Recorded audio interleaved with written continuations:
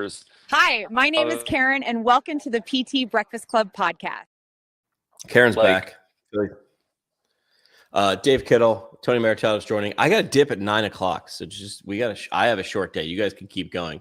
But before Tony gets here, Dave, you used the word several seconds ago, epiphany. You had an epiphany. That's not to be taken lightly. We need to hear all about the epiphany. Epiphany-us.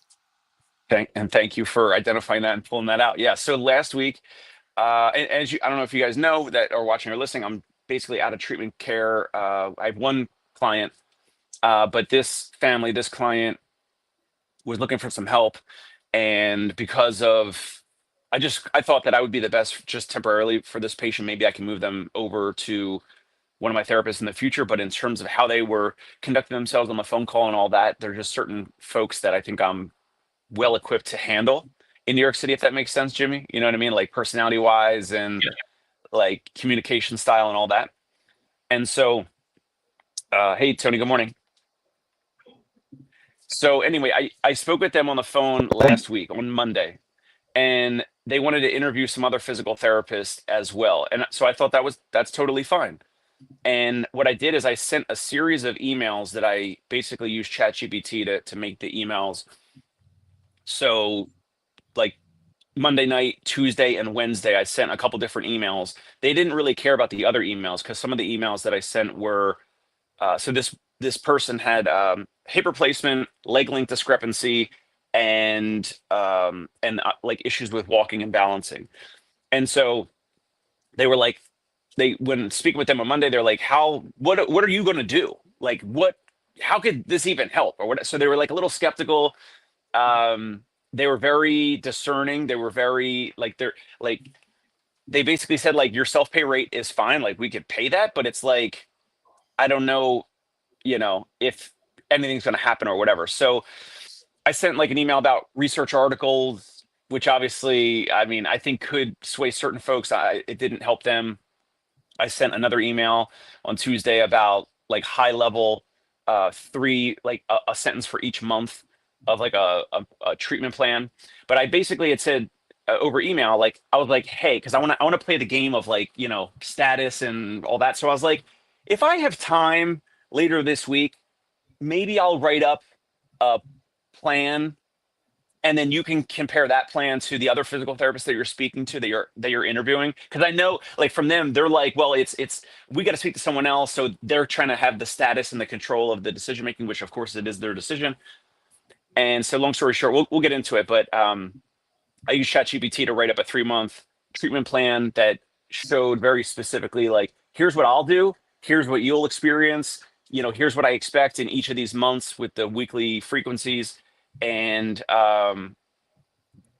later that night, they emailed back and they were like, yeah, we want to move forward with you. And then I asked them specifically in person or over the phone. I asked, it was the husband and wife making the decision. And the reason was not because of the other emails. The reason was because of the emailed treatment plan. And this is, by the way, I know I'm going long-winded. I want you guys to jump back in. This is a treatment plan that I wrote up just from phone conversations, and I had never met the person. So it's a little counterintuitive. Counterintuitive in what way? Because you didn't do a formal evaluation? Exactly. And you were doing work before they decided to work with you, right? You were like, right? Exactly. And some of the best of the emotional triggers, psychological triggers, is that not just the plan, but at the end of the email that I sent to them, I said, if another PT shows you a clearer plan with more realistic milestones to track progress, choose them. If you want experience, expertise, and progress you can feel, I'd be honored to help you. And then, my name, like a little signature. P.S. If I'm not your best fit, I will personally refer you to a provider who might be. No hard feelings, just the right result that you deserve. What did you expect was going to happen? Once I saw how this was constructed, once I had it, it's pretty concise. It's not a lot of medical jargon. I figured that they would go with me. I figured that if they were actually interviewing another cash-based therapist, another mobile therapist, it could have been Karen Litzy, it could have whoever, Gina Williams, it could have been one of my friends, colleagues, competitors, whatever. I know they're not doing that. And if they're not watching this show this morning, they're still not going to do it in the future. So I knew once I laid this out through ChatGPT and I had it in an email, I was like, oh, this is good. I think this is going to sway them. And the husband specifically said, we chose you because of the plan, because of your plan. So they used that as part of their decision-making process, which now, since then, I just sent it to someone else who the husband and wife said that we're too expensive. And so I said, I totally understand. I agree. We don't take the Medicare that you want to use, and I totally understand it. And then I said, if I get a chance, I'll write up a treatment plan for you and blah, blah, blah. And then I sent it later and I said, feel free to use some or all of this treatment plan with the Medicare-based physical therapist that you guys will potentially find. And if they never come back, that's fine. But it is another area of differentiation that I think is going to help us continue to stick out from the crowd. So I know I've got my ideas, but why do you guys, Jimmy, let's start with you. Why do you think, I would say most therapists don't do a plan like Dave was just describing? Why don't they tell their patient, this is the plan, this is the sequence, this is what we're going to do, effectively lay it out for them so there's no guesswork in how long am I going to have to come? How long is the session going to be? What are we going to do? How are you going to help me? Why do you think they don't do it? My guess would be everybody's a unique snowflake. So how am I going to have a plan for someone if I haven't seen them yet? But generally, if we look scientifically, most people fall on a bell curve because that's how bell curves are. I don't know. And we didn't learn it in school, right, Tony? Yeah, I think we're so terrified of saying this is what we're going to do, and then we change it. If you guys have ever hired a contractor, a builder, hired somebody to do a job, like, is it ever on budget? Is it ever what they tell you it's going to be? That's just a fact of life. Yeah. And so, to Dave's, like, what he's doing, and I love it. I wish I did it more. We absolutely should give that client some perspective, even if it changes, and we can say, hey, disclaimer, this is subject to change depending on what we find.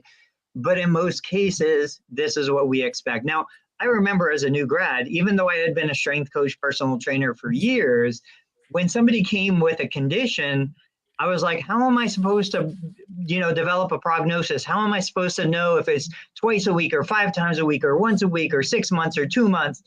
I had no idea. But people listening to this podcast, generally, they've got years of experience. They've got tons of examples. I can pretty confidently today make a prediction on a plan of care, never having met the person and knowing that, okay, it is subject to change. And so the other question that I'm really curious about is, so I know when clients come to me and they ask me, what are you going to do for this? My gut response, my reaction is usually, I don't know.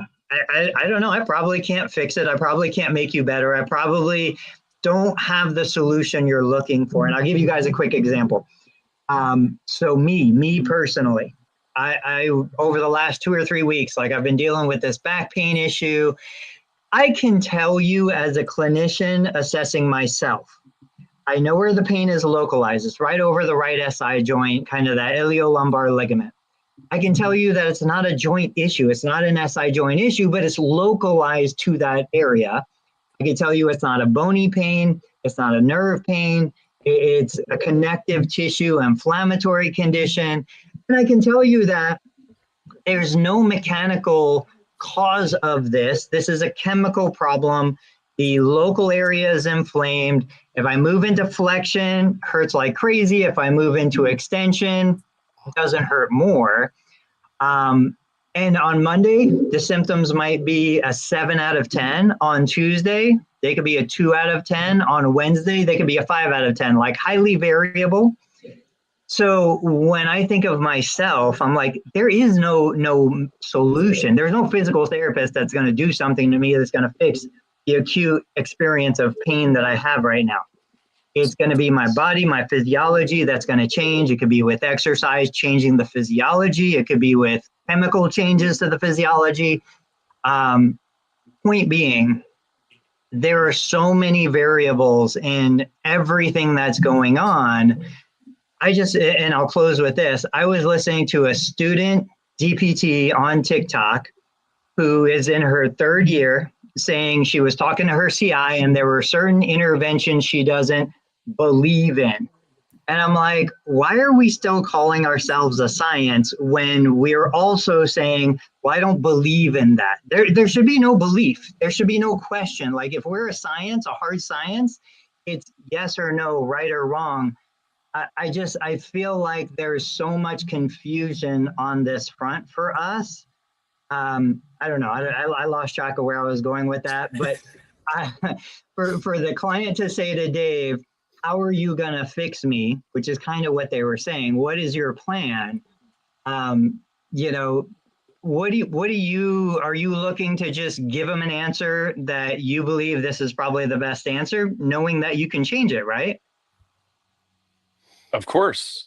But I also, so a day or two before I sent this detailed plan, I used ChatGPT and I said, hey, for a functional leg length discrepancy, so functional meaning not born with it, but a leg length discrepancy after a hip replacement where one leg is now longer. I asked ChatGPT, give me the top 20 articles from US-based medical journals with reviews, citations, references, all that. And within that, what I started to see, and also in physical therapy interventions. And so some of those 20 references, some of them were mentioning muscle energy techniques. And I was like, oh yeah, of course, like muscle energy techniques. So I put that into the plan. Like I mentioned that as part of the plan. So it was part of the research. So that was one way, of course, but again, I could do that with someone and it may not change them. It might not fix them. So I think it's less, Tony, I think it's less about being hooked onto every word or every phase of a treatment plan. My point of presenting this and mentioning this to you guys is more of like, I'm coming with something, I'm bringing something to the table, and it allows the other party, the patient or the family or whoever's the decision maker, they potentially now, because they're the judge and jury, they are, the eyes of the beholder. So in their mind, I'm assuming that they will now have more certainty if they go with me because I brought a plan.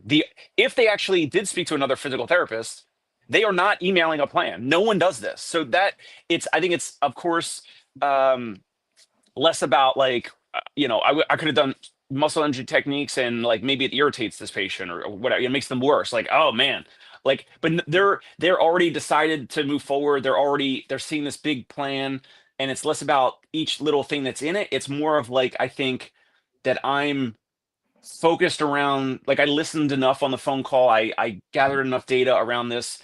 And if there's certain things that are not correct or don't work or make someone worse, I think they probably have enough solace in the fact that I'll figure it out. I'll navigate with this plan. I'll navigate to something else, but they probably trust me more than someone else that they potentially interviewed, if they did, that was just telling them over the phone, oh, I might do this, I might do that. It depends how the person, how the patient responds or whatever. So I think that's probably the biggest difference, although I know you understand that. Yeah, your plan brought confidence. It Clarity. brought some sense of clarity, security.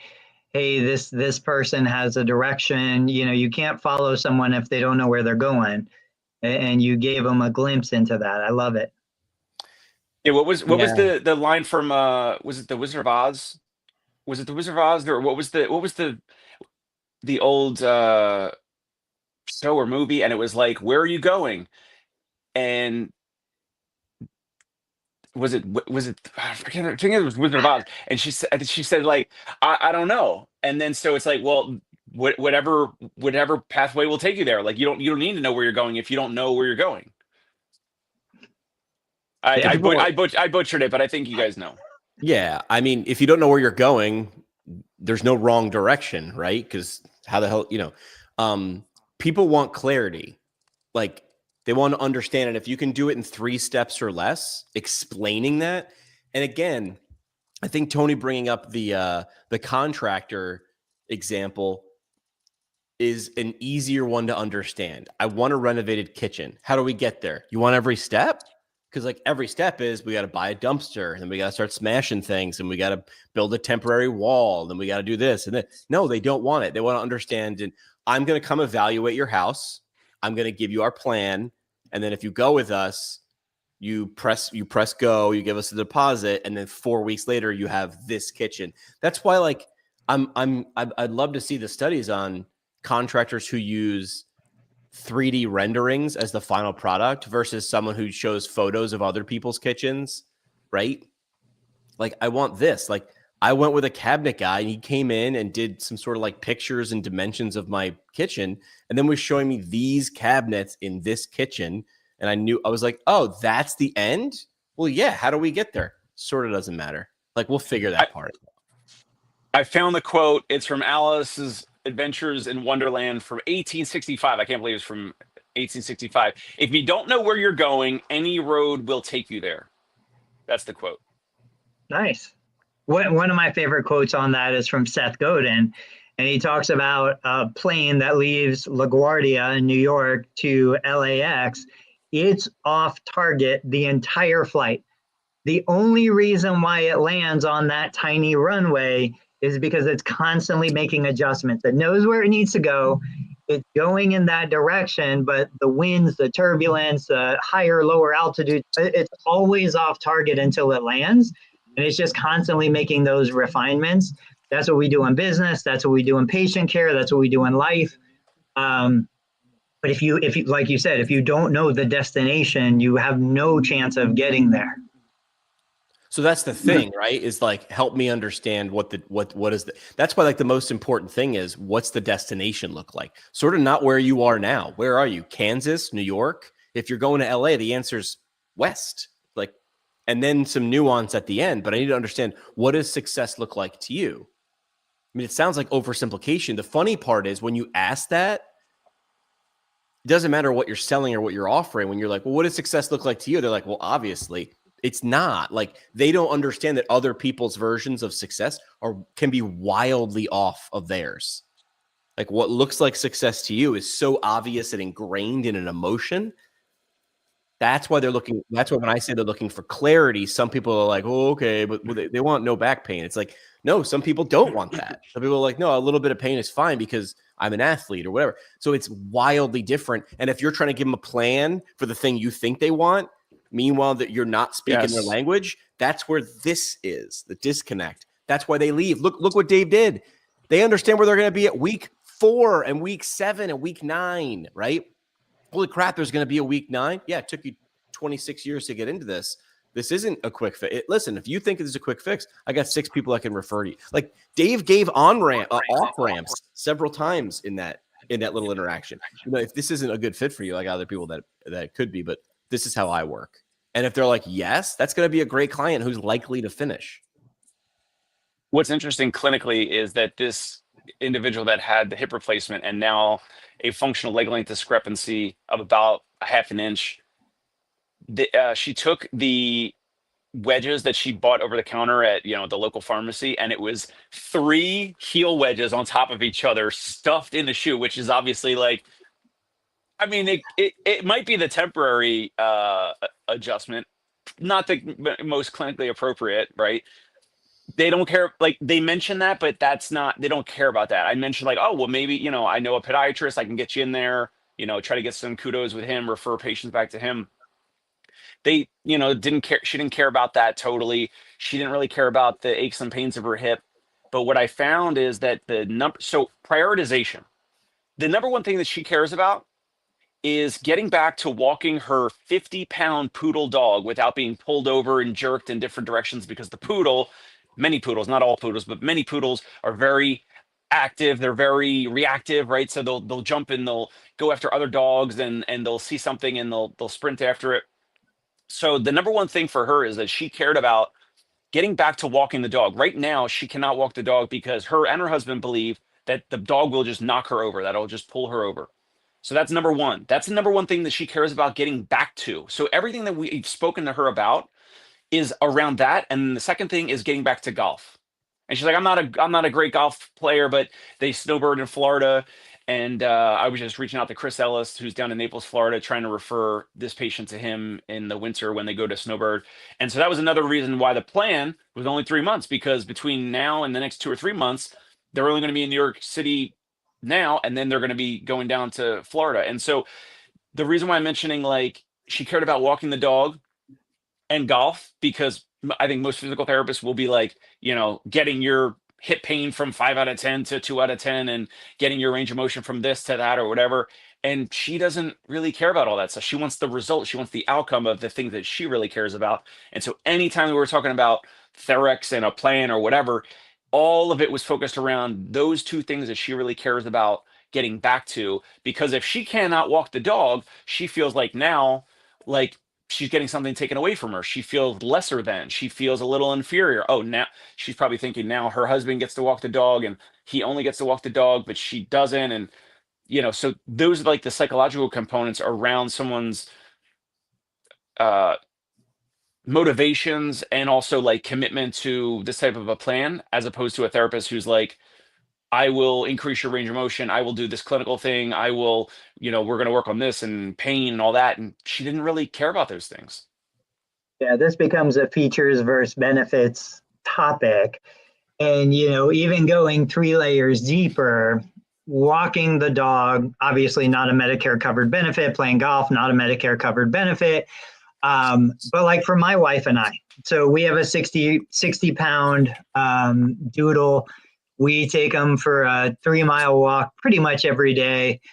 It's not about walking the dog, although that's important to us. It's about, that's our time. We're away from the kids. We're out of the clinic. We're away from everything. Like, that's our time to connect. That's our time to talk about things and figure out what's going on and what are we doing. And so in her situation as well, that could be taking away something that's very valuable to the relationship between her and her husband, to herself personally.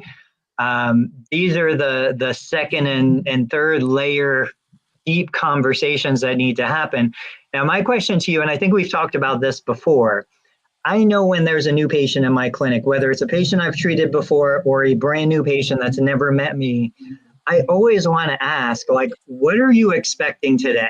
Coming into the door today, what are you expecting us to do? Have done? What does a successful visit look like for you? I just had a returning patient. I've seen her for over a decade. She came in. She's an individual, pretty much does her whole program by herself. Doesn't even want to be told what to do. Just wants to come in here and do it. But so she has a very strong personality, lots of independence. But yesterday I was like, all right, so what's the plan? Like, what are you coming in here looking for me to do or for you to get out of this experience? Do you guys, are you asking those questions? Like, what do you think about those questions? Do you let the patient lead the way, or are you the therapist who it's my way or the highway and this is what we're going to do? I feel like I need to coach my therapist to make sure that they're asking that more often. I think I'm hinting at it, or we're talking about it on the front end, maybe if I'm doing the phone calls and it's before the evaluation, in terms of getting on the same page around expectations. There's some patients that we've had historically here in New York City where they're like, you take the wheel, I'm hiring you. I don't want to think about the plan. I don't want to hear about the plan. Like, I trust you. I made the decision to work with you guys, and you take the wheel. And then there's others, I think, that want a little bit more of a collaborative, like the therapist referencing back, like, here's the things that you said that you tried before and didn't work. So we're going to navigate around those. We're going to not do, I don't know, you said massage made you worse or it didn't help. So we're not going to do a ton of soft tissue work, or spinal manipulation made you worse. So we're not, or chiropractic made you worse. So we're not going to do mobilizations or, things like that. All that's important. The challenge for us is like all these healthcare consumers, all these patients and clients are like so different. And if you don't ask these things, you could get into some trouble. So it's really important. And it's a great reminder for me to make sure my therapists are saying this and actually putting it into place. I think there's, I mean, different people want different things. So some people have a preconceived notion of how they want this to go. Otherwise, they wouldn't have called, right? They sort of, they can see not only the end, but they assume the process. And some people are like, I called and that guy's going to figure it out. There was a great conversation by a shoe salesman who said, if you give someone 2 choices for shoes, they buy 1. If you give them 3 choices between 3 different pairs of shoes, they buy none. So what the guy would do is, do you want this or this? Well, I'm not sure. I want to see that one. Okay. Which one of these 2 should I take away?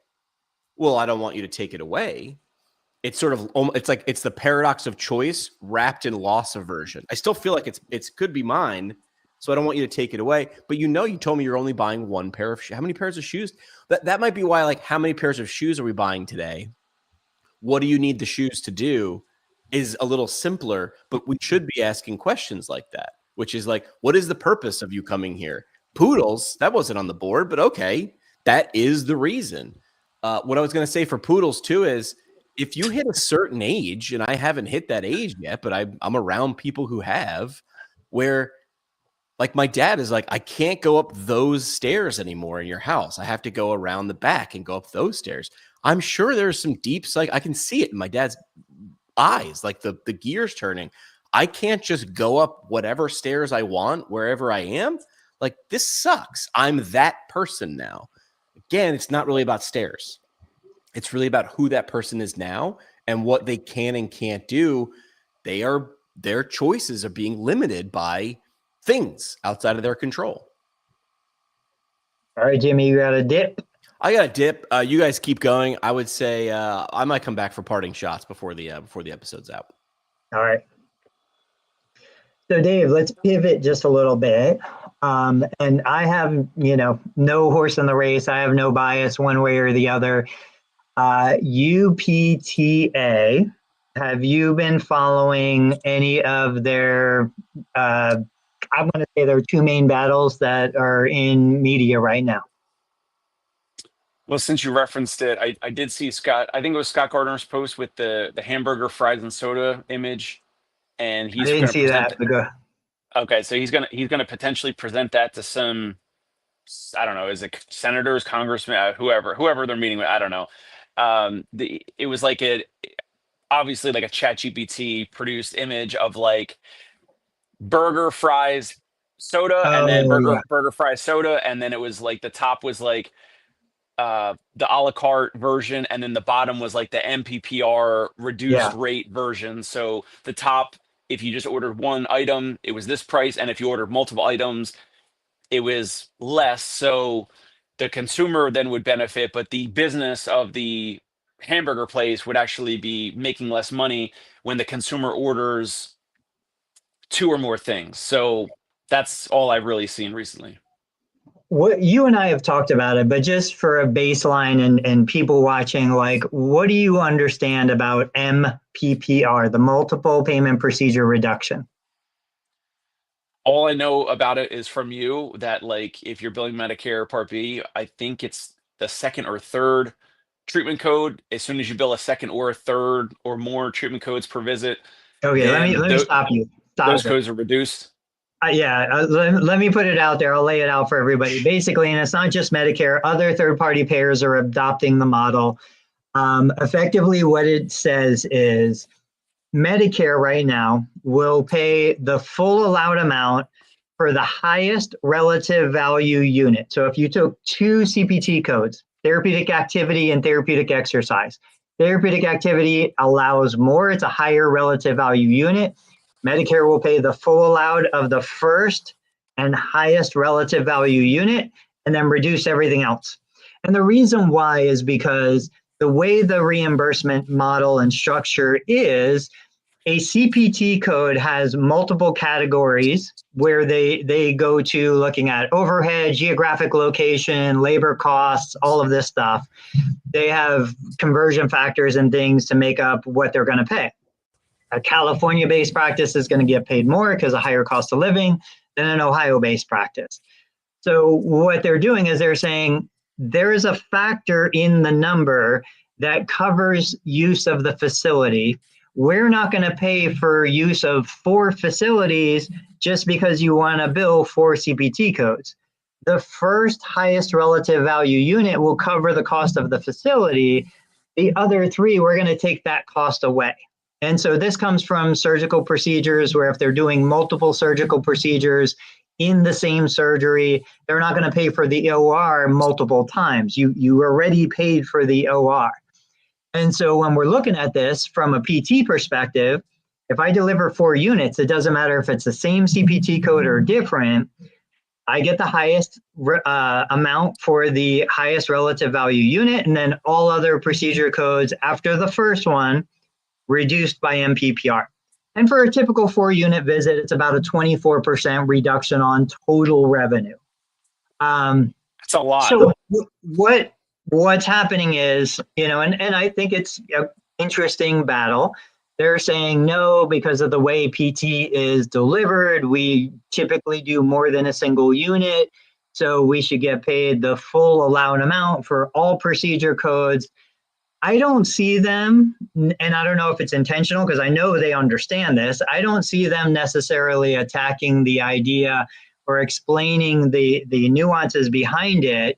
So if I'm the one that made the rule, I'd be like, I don't care what you want. Surgeons the same way. When a surgeon does a knee replacement, if they do one knee, we'll pay them the full allowed amount. If they do 2 knees, we're going to reduce the reimbursement on the second knee because we already paid for the operating room. We're not going to pay for the same operating room on the same day for the same overall experience twice. But they will pay for the other knee if the other knee is operated 6 weeks later, Yeah. 6 months later. Yeah. So as a physical therapist, when I look at what surgeons did, there were surgeons doing a lot of bilateral knees on the same day. And not anymore. Not anymore, because they get about 50% of the reimbursement on the second knee. Shocking. All of a sudden, the research came out to say, you know what? It's actually better to wait 6 weeks. Oh, sure, of course. Before you do the second knee. Now I'm going to make the same case for PT. Okay, you guys, whoever wants to battle it, can battle for eliminating MPPR. I don't see it happening. I think you're fighting the wrong fight. It's just you're approaching this in the wrong way. I don't see it being reversed. And there's already preliminary information coming out saying you can't just change this ruling. This is what it is. But that being said, okay, so what are my options as a PT? I would argue if 4 units on one person on one day gets reduced by 24%, but I could do 4 units, 1 to 4 different people on the same day. I don't have the reduction. I still do the same amount of labor. Technically, I still have the same amount of documentation, but I just increase my net revenue. Why am I not doing that? I can make a research-based argument to say my Medicare beneficiaries should be coming in 5 days a week. Why are they coming in twice a week? Why are they staying for an hour when I can deliver the same quality, the same patient outcome, the same benefit, doing 5 1-unit visits a week instead of 2 4-unit visits a week? I make more money. Technically, I'm billing less units per week. Medicare saves money. Nobody has an appetite to pay more right now. Medicare, Congress, all of these organizations that control reimbursement, nobody is going to pay more. They're ready to go bankrupt as it is. So to think that I'm going to fight for more reimbursement in a way that doesn't really make sense to me, when a therapist literally today, you can walk into my clinic today, you can make a change today to say, you know what? I believe it's better to do shorter visits more frequently. That's what I'm going to do. And we know that if we're an education-based therapist, like I teach my patients more than I quote, treat my patients. I teach them how to do things. I teach them what needs to be done. I teach them body mechanics, body awareness, pain management. I can teach you more effectively in shorter episodes more frequently than I can trying to dump everything into an hour session twice a week. I will get better outcomes. I will make more money. But you know, that's why I say I have no horse in this race. It makes no difference whether APTA does it, UPTA does it, some other organization does it. Any other thoughts on that? I do. You mentioned that the payers and Medicare and the insurances, you mentioned none of them have an appetite for paying more. Heck no. I think there is someone that's at the table that could have the appetite to pay more. Who's Okay. who's remain who's remaining? The Who's client. remaining at the client? Amen. Yeah, I totally agree. And this is like any rational person and this goes back to my government cheese post, like when did you get something from the government that was the best on the market, the best available, whether it be in quality and experience and enjoyment, anything. Like the government is never in the business of providing you the best of the best. The government is in the business of providing huge, massive quantities of people good enough water, food, safety, all those things that questionable on whether, how much government should be involved anyway. But you're never going to get the best of the best from government. That's why we need, which takes us to the second fight that they're fighting. That's why we need choice and the ability for the client to say, I don't need good enough. I want something better, and let them buy it. So the other battle on their front is allowing physical therapists to opt out of Medicare. And we discussed it, but it's worth bringing up one more time. What's your understanding of a therapist's ability to opt out? I honestly don't know. That's Good. what I do these calls with patients, as you know, as a sidebar really quick, that almost always it's not medically necessary. Meaning they are fine with dressing, bathing, personal hygiene, all that, and they want to be able to Walk their walk into dog and Central play Park. golf. They want to go to restaurants. They want to go to the theater. They're like, oh, we just got back from a 2-week cruise, literally yesterday on the phone. We just got back from a 2-week cruise. Then do you take Medicare? It's like, yeah. So I think that's another reason why there's so much of this Medicare, MPPR, and all this other stuff with reductions and chopping of payment, because therapists for decades have been overutilizing Medicare benefits and billing I know we've talked about it a bunch, but yeah.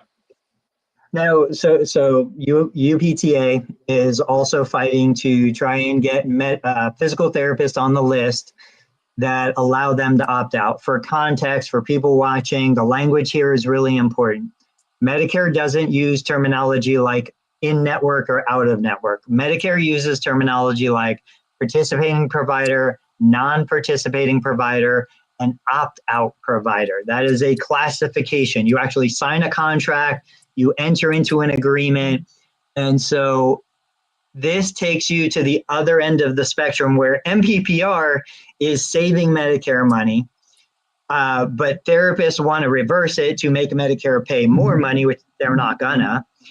Giving therapists the ability to opt out saves Medicare money and allows both the patient and the therapist to enter into a private agreement to say, hey, we're going to agree, these are the services.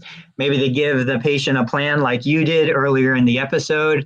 This is how much it's going to cost. You have the option to pay me that rate, that contracted rate, or you can go see a participating or a non-participating provider. I don't know how many therapists would actually do it. I don't know in reality how much it even matters, because like you said, my experience is the majority of beneficiaries who want to pay for services. Nobody is forcing a Medicare beneficiary ever to pay. You're not forcing them. This is free will, free market. You are allowing them to pay for something better than the standard of care. There's, in my experience, the majority of patients who want to do that want more than what Medicare would cover anyway. So, it's first we need to understand what is exactly a Medicare covered service. And I think that's a fight that needs to happen within the profession, because every time I bring it up, I get people who disagree with me. And then, okay, if we get put on this list of other providers like medical doctors, DOs, nurse practitioners, and a couple others. Nice. Like it gives us a little more leverage, a little more freedom. It allows us to enter into these private contracts, but it's not going to materially change the profession. There's still going to be the vast majority of therapists who want to be in network, who want to be participating providers with Medicare, because it's free money. It's easy money. There's no accountability. You never get penalized or paid differently, no matter how bad you are, no matter how much you hate your job, no matter how burnout you are. You show up with those 2 or 3 letters after your name. You deliver what would qualify as a billable service. You're going to get paid. Like that's the bottom line. And the current system, without any changes, drives the level of experience down to 0, like down to the absolute bare minimum. So I do think they have a chance at getting PTs, OTs, SLPs. I'm hoping they're fighting for all 3, but added to the list of providers that could opt out, because I see no reason why CMS and Congress and the people who make the decision, I see no reason why they would say, no, we don't want to let Medicare beneficiaries pay out of pocket for something that they want, that they've worked for, that they deserve, when it's going to save the Medicare fund money. I think that is a chance that they will win on that front. I agree with that. Agree with all that. All right, let me throw one more at you. I don't remember if you and I spoke about this last week. I had shared a post saying, why don't we as in small private practice owners, and I'm just going to say under $1 million in revenue. I have no idea, but let's just say, single owner operators, 1 or 2 therapists, private businesses. Why don't we just let the hospitals and larger organizations, publicly traded companies, why don't we just let them take over that whole overregulated end of the physical therapy market that we really don't have enough money to afford to deliver those services? We don't have compliance departments. We don't have legal departments. We don't have all of the stuff that a hospital or a publicly traded PT group has. Let them handle that. Let them take over all of the third-party reimbursement contracts, because they have better contracts anyway. The hospital is getting more than I'm getting for the same exact service on the same day to the same patient. Let them have it. And why don't we focus on what we are truly best at, which is that highly customized, highly individualized, targeted care to very specific demographic of people who are willing to, eager to pay for it out of pocket. We eliminate everything that therapists hate, minimize documentation, minimize compliance. We don't have to do audits. We don't have to do all of the other regulatory stuff. And we can really just focus on what you do, the best possible patient care experience that we can deliver. Easier said than done. I think some of the owners out there might say, I don't know, what type of pushback would they say that, oh, now there would be less patients available. There would be, I don't know, more of a challenge to get those folks, treated in the door that are the actual right fit, that are willing to pay out of pocket so that they can offer more. I think any owner that's been in business for, 10 or more years, I think it's probably extremely challenging for them to even think about changing their business model to they could have full-timers that are already salaried, and then they'd be afraid that, okay, if the hospital took over these insurance contract type patients, then we have to be a little less volume based, and I have to train my therapists more. I have to make sure that they're a little more focused around the patient experience and delivering value. And are those bad things? No, they're not. No, they're not bad things. I'm saying that it will take more effort of the owner to train their employees to be even better. I won't say any names, but there are certain owners that I think hire sometimes any therapist with a pulse and a license, as opposed to the right fit and the best fit. I want to give an example of someone. I won't say what area, but like they're kind of like out of network, but then they also take Medicare, and like the owner doesn't treat Medicare patients anymore, but the owner has a therapist that needs help, needs support, uh needs reminders for a lot of things, let's just say, and that therapist treats the Medicare patients because that therapist probably doesn't get paid as much as the owner, I'm sure, and the owner is treating out of network insurances that are paying a lot better, and people line up to see this owner and pay out of pocket if they don't have out of network benefits in their insurance. But if they want to use their Medicare Part B benefits, this owner will not treat them, but the owner has a staff therapist that will then treat those patients. Does that make sense? So like if you, Yeah. there's so much around this, but if you already have a business model that's in place, and now you're 10 plus years in a business, and you're going to say, okay, we're going to take away the easy, these easy leads that don't even need any sales persuasion. They don't need to do any of the stuff that I do, where we sometimes have longer phone calls or send them a plan or do any of that effort. It would take more operational effort and organization for the owner to now say, okay, now we actually have to be even more considerate about people wanting to do business with us, because now if they have $100, if they have $200, $300 out of pocket per visit, now these folks, these consumers, are even going to be more discerning about where they're going to go spend that. Are they going to spend it with me or Tony or some other place? And now they have to shine even more, and that takes more effort, more training, more follow through and consistency with your team. I think it takes more effort. So I was criticized for saying, just give up that battle. Like, we're fighting for something we don't even want, we don't even need. It's not to our benefit at all. And I agree with you in the sense that my practice, 25 years in, I'm not changing. I am still hanging on by a thread, because it's still just barely better to accept the minimum wage reimbursement and not work to improve, not work to change my model, not work to make things better, because my clients are satisfied with what they're getting. My payers are paying me just barely enough to eke out a tiny profit, and things are comfortable. So to your point, I'm not going to change. I'm not going to adapt. I'm not going to move to what I would consider, from an outside looking in, a better model, better patient care, better patient outcomes, better experience for the clinician. My argument is really for the future of the profession, for the next generation of independent, smaller private practices.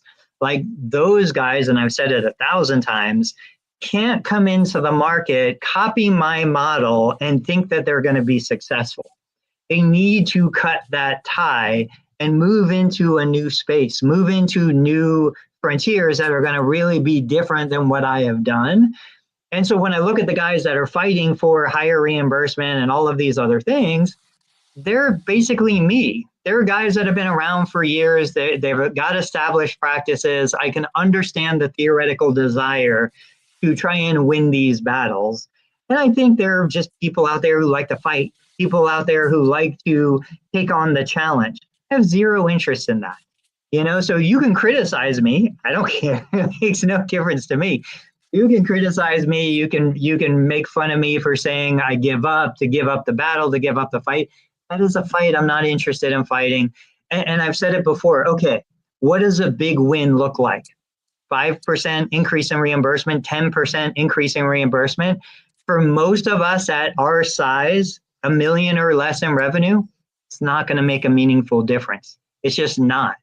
So when I'm looking at the future of the profession, I don't see the best of our clinicians going the third-party payer route, unless they're going to work for a hospital or a corporate clinic, right?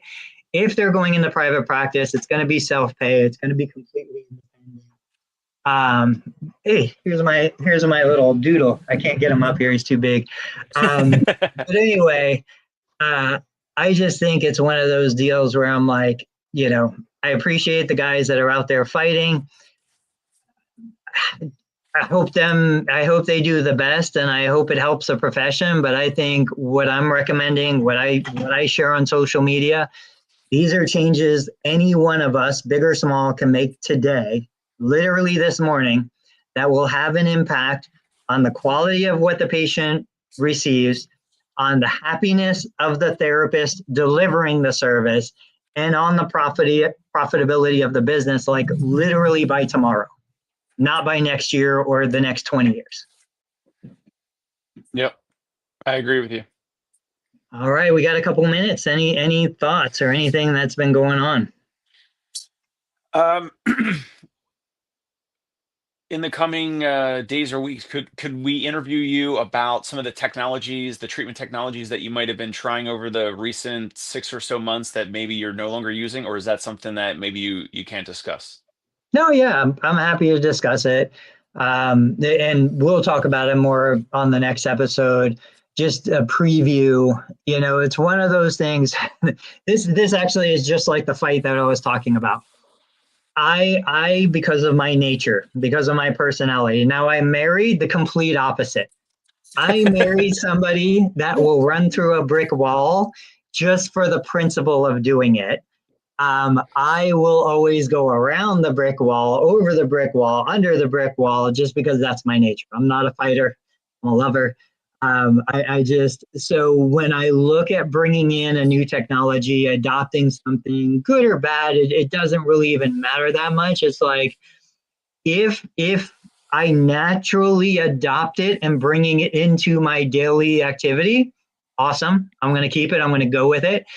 But if it's something I'm trying to force, now I know that there is a normal kind of adoption curve. I know that when I went to HippoScribe as an AI software, it was tough. Like, it's hard because I want it to be good and I want to make it work and I want to improve the way I work.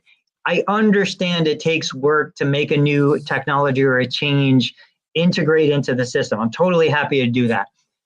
But if you're fighting it for 3 months, for 6 months, if it's not the first thing you go to, if you don't wake up in the morning excited to do it and use it, for me, I'm just going to let it go. Even if it means I could have made more money, I don't want the mental stress of trying to force something to happen. And so we can talk. There's a lot of great technologies out there.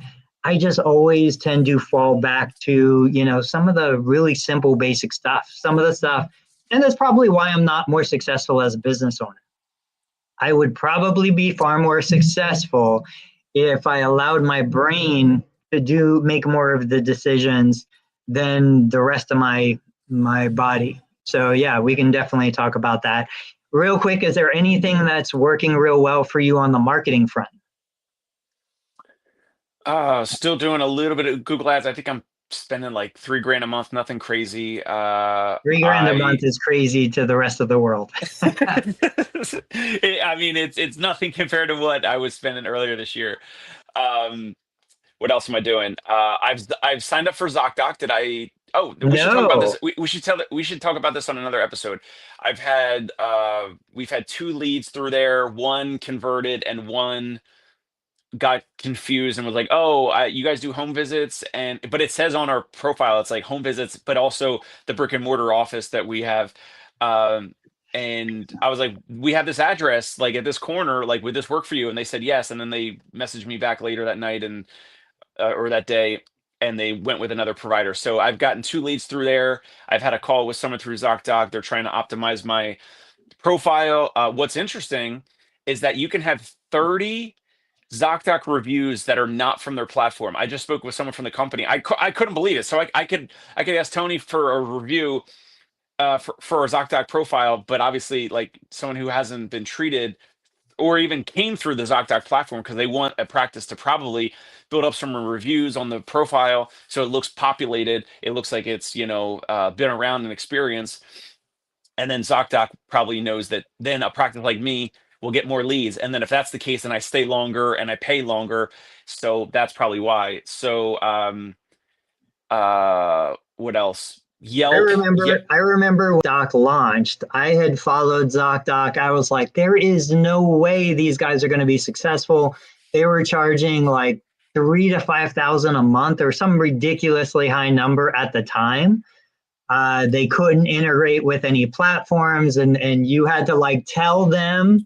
I think you had to call to tell them what times were available. So if they booked an appointment, they knew where to book the appointment.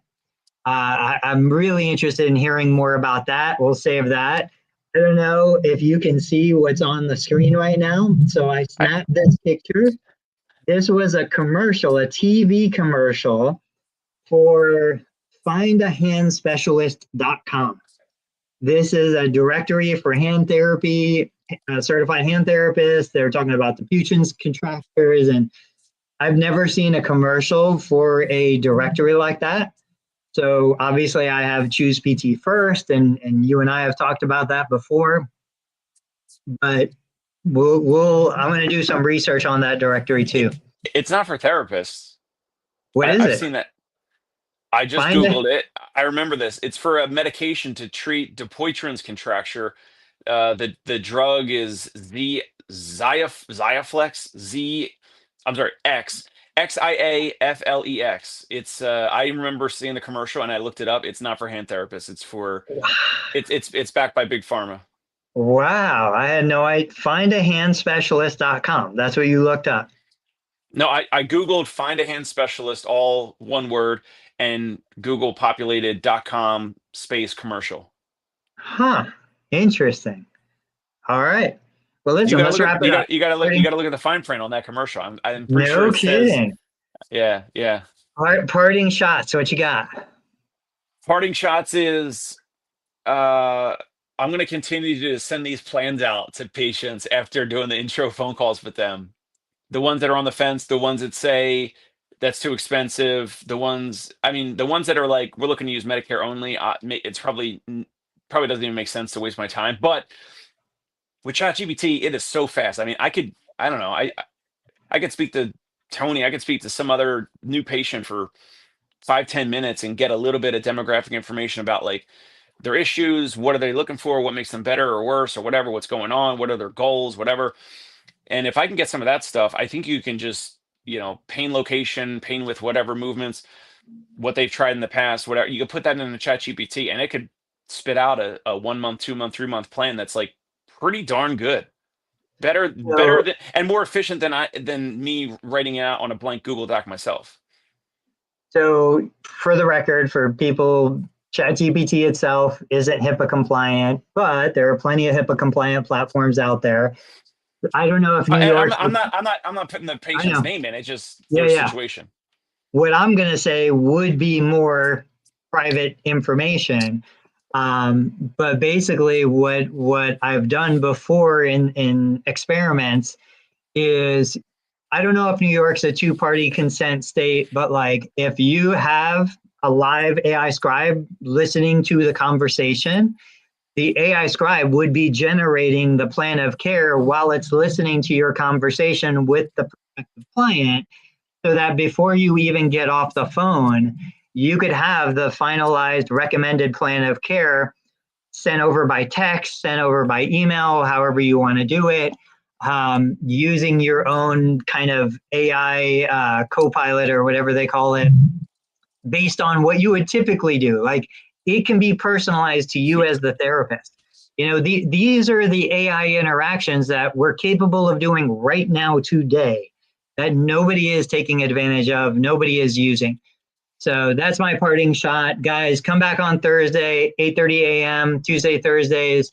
Check out the Dave Kittle Show, PT Pinecast, and learn Medicare billing. Dave, always great talking to you, man.